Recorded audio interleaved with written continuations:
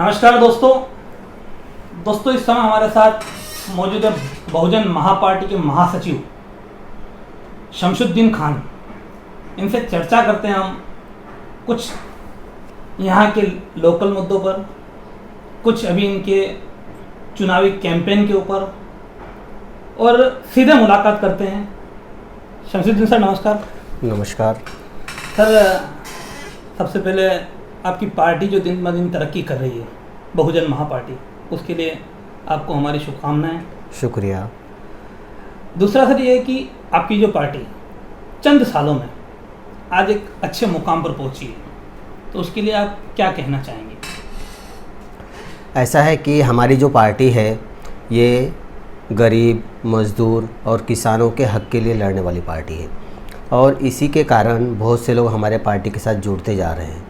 अभी हरियाणा हुआ, बंगाल हुआ, वेस्ट बंगाल, फिर उसके बाद में उत्तर प्रदेश, यहाँ पर हमारे पार्टी का बहुत ही जनाधार बढ़ता जा रहा है। आपने अभी जो ये मैं बीच में आपकी बात काट रहा हूँ, उसके लिए क्षमा चाहता हूँ, लेकिन आपने अभी जो कहा कि आपकी पार्टी से लोग जुड़ रहे हैं, तो आपने भी हाल ही में बिहार में चुनाव भी अपनी पार्टी के बैनर तले लड़ा है। तो कहीं ना कहीं कोई इंसान, कोई पार्टी अध्यक्ष तभी हिम्मत करता है कि जब उसको अपना एक जनाधार का ये होता है, विश्वास होता है कि हाँ हमारा जनाधार है।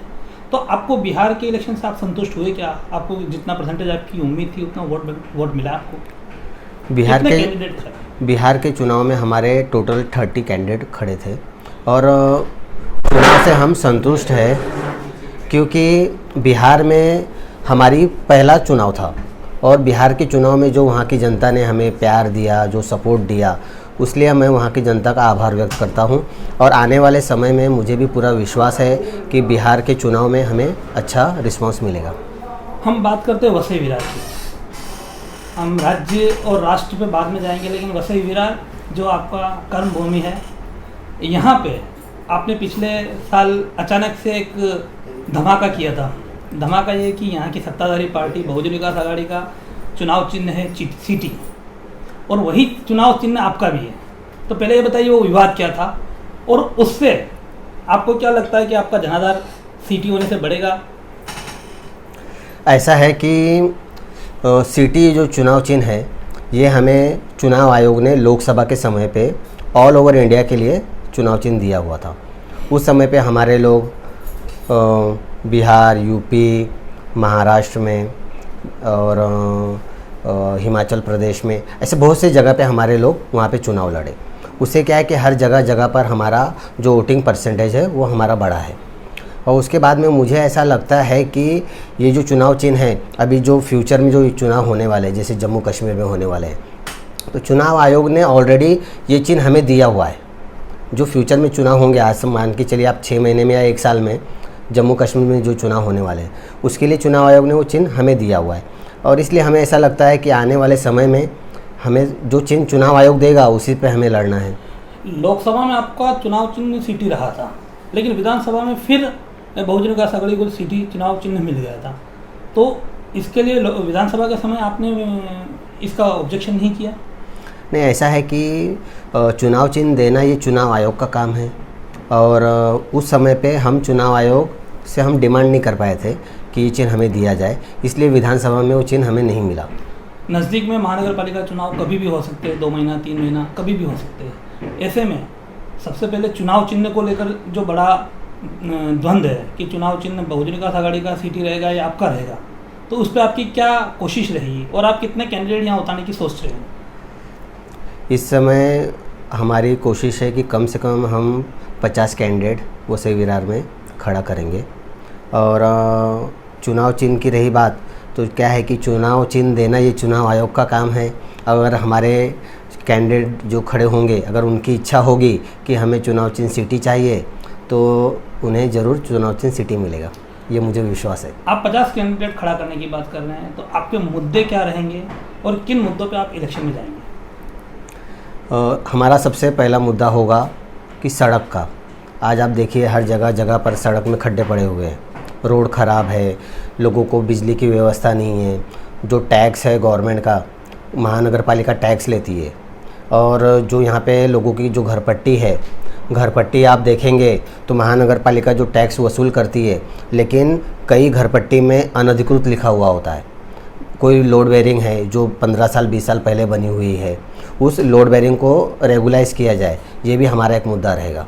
क्योंकि आज जो आदमी 20 साल से रह रहा है तो उसका उस पर मालिकी हक होना चाहिए।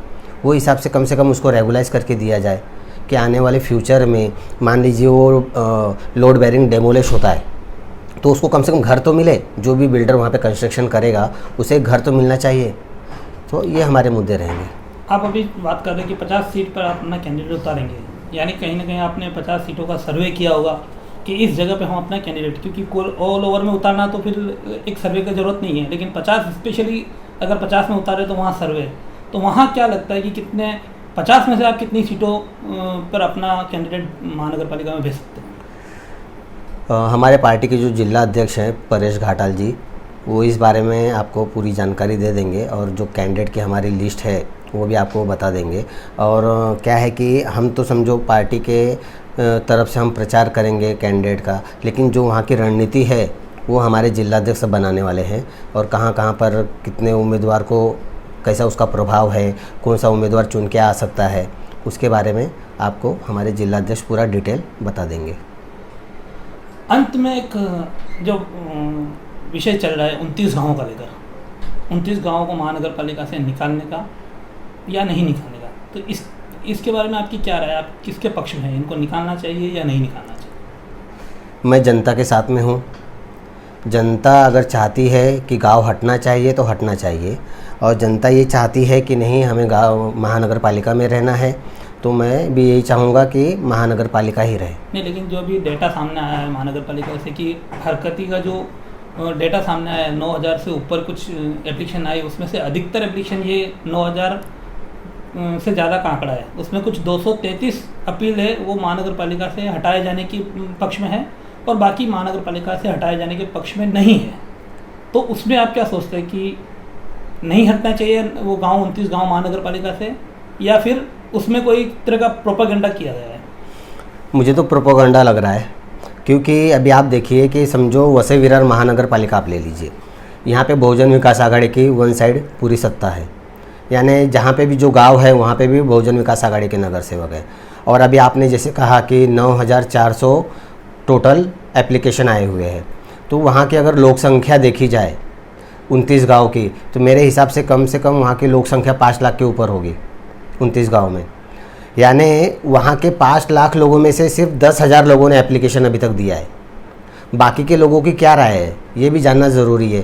तो मुझे ऐसा लगता है कि महानगर पालिका ने या तो गवर्नमेंट ने यहाँ पे एक वोटिंग करवाना चाहिए था इन 29 गाँवों का, कि जिसको अगर गांव में रखना है तो हर आदमी वोटिंग करे कि गांव में रखना है या महानगर पालिका में रखना है, तो जाके वो क्लियर होगा कि जनता क्या चाहती है। ये एप्लीकेशन में क्या है कि जो पॉलिटिकल आदमी है वही एप्लीकेशन देगा, क्योंकि हर सामान्य आदमी को इतना समय नहीं है कि वो अपना काम छोड़ के और एक एप्लीकेशन बनाते बैठे, और एप्लीकेशन बनाना है तो कैसे बनाना है ये एक आम आदमी को पता नहीं होता है।